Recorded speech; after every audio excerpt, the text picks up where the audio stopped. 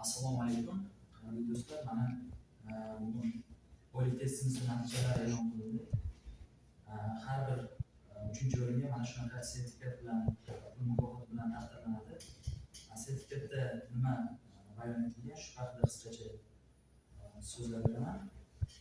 Bir oy davomida tinimsiz harakat qilib, o'z ustida ishlashdan to'xtamagan va barcha o'quvchilar orasida kuchlikka kirilganligi uchun ushbu sertifikat bilan taqdirlanadi.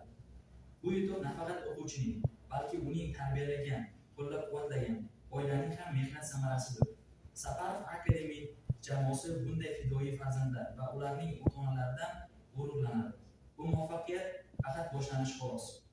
Yaqin kelajakda Seferdan B2 va C1 darajalarni qo'lga kiritib, yana shunday faxrli taqdirlanishlarga erishish nasib etsin.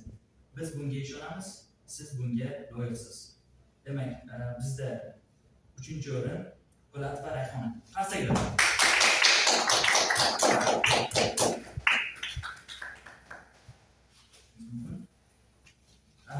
Bizda 2-o'rin Safarov Muhriddin.